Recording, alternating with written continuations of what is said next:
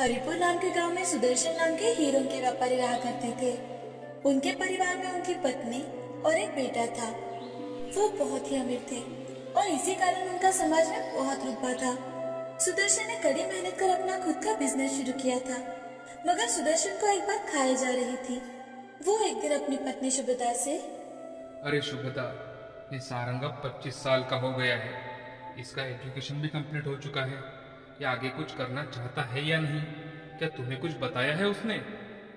नहीं तो सारंग ने मुझे कुछ भी नहीं बताया, लेकिन वो अपने दोस्तों के साथ हमेशा ही बाहर घूमता रहता है। शुभदा, ऐसे तो नहीं चलेगा ना। जब तक हम हैं तब तक सब ठीक है। हमारे जाने के बाद ये सारा कारोबार तो उसे ही संभालना है। उसे सब कुछ संभालना आना तो चाहिए।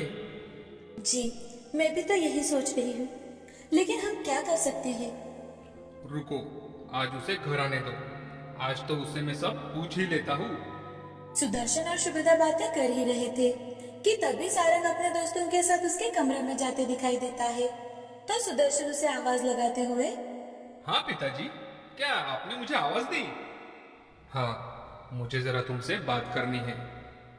सारंग अपने दोस्तों को कमरे में बिठाकर उसके पिताजी के पास आता है और वो अपने पिताजी से, हाँ बोलिए पिताजी, क्या बात करनी थी आपको? बेटे, तुम्हारी अब पढ़ाई पूरी हो चुकी है। तुम आगे क्या करना चाहते हो? अगर कुछ करना नहीं चाहते तो अपना व्यापार ही संभाल लो। अरे पिताजी, आप भी ना। मैंने इस बारे में अभी तक कुछ सोचा नहीं है। और हाँ, आगे चलकर तो ये सब कुछ मेरा ही है, तो मुझे किस बात की चिंता? एक दिन सुदर्शन अपने बेटे के बारे में सोच ही रहे थे कि तभी उन्हें बैठे बैठे ही हार्ट अटैक आ जाता है और उसी में उनकी मौत हो जाती है। कुछ वक्त बाद शुभदा सुदर्शन के लिए चाय लेकर जाती है, तो सुदर्शन को ठंडा पड़ा देख वो डर जाती है और वहीं पर जोर जोर से रोने लगती है। अपनी माँ के रोने की आवाज सुनकर सारंग कमरे से बाहर आकर देखता है तो वो भी चौंक जाता है कि ये सब अचानक से कैसे हो गया और जोर जोर से रोने लगता है। अब कुछ दिन यूं ही गुजर जाते हैं। सारंग ने सुदर्शन का कोई काम नहीं सीखा था, तो दिन ब दिन उनकी हालत बिगड़ती जा रही थी।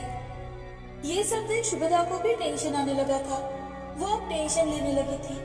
घर में कमाने का कोई जरिया नहीं था और इसी कारण सुदर्शन ने कमाई हुई संपत्ति पर ही सब कुछ चल रहा था। सुदर्शन ने की हुई कमाई सारी की सारी सारंग के पास आ गई थी, तो उसी में सारंग को जुआ खेलने की लत लग गई। सारंग सभी के सभी पैसे जुए में हार गया। उसने जुए में अपना मकान, माँ के गहने और सारे के सारे पैसे लगा दिए। वो जुए में सब कुछ हार चुका था। सारंग के पास अब कुछ भी नहीं था। धीरे धीरे कर वो गरीब बन गए। सारंग अब झोपड़ी में रहने लगा। तो एक दिन शुभदा सारंग से, सारंग अब तो बस करो, तुम्हारे जुए के कारण हम सब कुछ बेच चुके हैं। अब हमारे पास ना बेचने के लिए कुछ है और ना ही खाने के लिए। अब तो कुछ काम करो, तुम्हें काम करना ही पड़ेगा, नहीं तो हमें खाना भी नहीं मिलेगा। शुभदा की बातें सुनकर सारंग को बहुत बुरा लगा। उसे बार बार अपने पिताजी की बातें याद आ रही थी। उसे अपने गलती का एहसास हो चुका था। अपनी गलती का पछतावा होने लगा था, लेकिन अब पछताने का कोई फायदा नहीं था। माँ, मैंने बहुत बुरा बर्ताव किया है। अब मुझे मेरी गलती का एहसास हो चुका है। माँ, मैं कुछ ना कुछ काम जरूर ढूंढ लेता हूँ। हमारा गुजारा तो अच्छे से हो जाएगा। ठीक है बेटे, लेकिन अब तुम क्या काम करोगे? हमारे पास तो जो कुछ भी था सब कुछ चला गया है। माँ, मैं बाजार जाकर देखता हूँ। कुछ ना कुछ काम तो मिल ही जाएगा। ऐसा कहकर सारंग बाजार चला जाता है। यहाँ वहाँ घूमने के बाद भी उसे कहीं पर भी काम नहीं मिलता कि तभी वहाँ पर खड़े दो आदमी एक दूसरे से, अरे ये वो सुदर्शन जी का बेटा है ना? मैंने सुना है कि इसने जुए में सारी संपत्ति खत्म कर डाली। अब उनके बहुत बुरे हाल है भाई। अरे हाँ भाई, तुम्हारी बात बिल्कुल सही है। इसीलिए तो यहाँ वहाँ काम ढूंढ रहा है। भाई, संतान अच्छी होनी चाहिए। हाँ भाई, ये बात तो तुमने बिल्कुल सही कही। सारंग उन दोनों की बातें सुनकर निराश हो जाता है और अपने घर लौट आता है। सारंग को निराश देखकर शुभदा समझ जाती है, लेकिन सारंग ने आज खुद से प्रयास किया। ये बात शुभदा को बहुत अच्छी लगी। शुभदा ने खाना बनाया और दोनों खाना खाकर सो गए। अगले दिन शुभदा सारंग से, सारंग, मेरे पास ये 2 सोने के कंगन है, तुम इसे बेचकर कुछ काम शुरू करो। मैंने ऐसे ही वक्त के लिए इन्हें छुपा कर रखा था। नहीं माँ, ये पिताजी ने तुम्हें दिए थे, मैं इन्हें नहीं बेच सकता। कुछ ही दिनों की तो बात है बेटा, इन्हें गिरवी रख दो, बाद में चुरा लेंगे। ठीक है माँ। सारंग को अपनी माँ की बातें ठीक लगती है।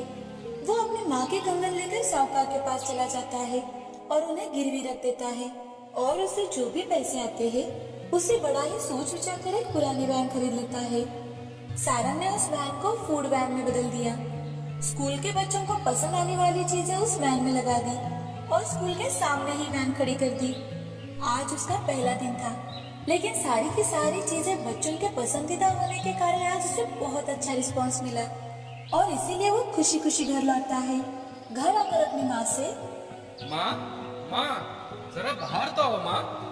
अरे अरे, क्या हुआ सारंग, तुम्हें इतनी जोर जोर से आवाज दे रहे हो?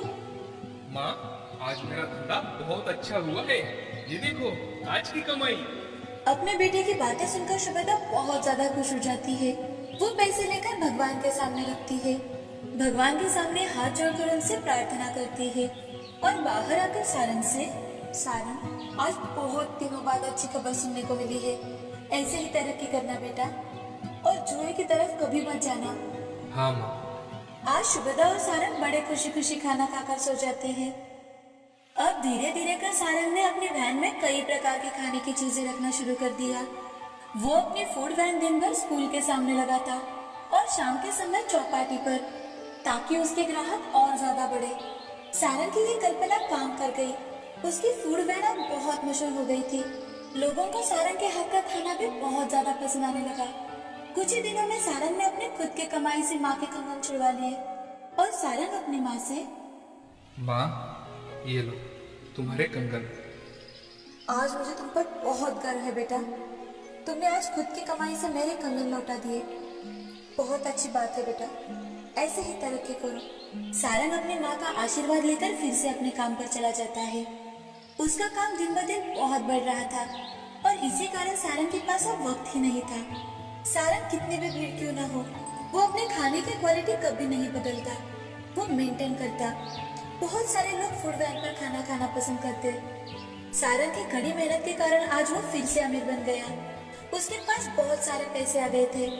उसने अपने पिताजी का मेहनत से बनाया हुआ घर फिर से खरीद लिया और अपने माँ के साथ फिर से उस घर में रहने चला गया। सारंग ने अपने माँ के कंगन गिरवी रखकर फूड वैन शुरू किया था।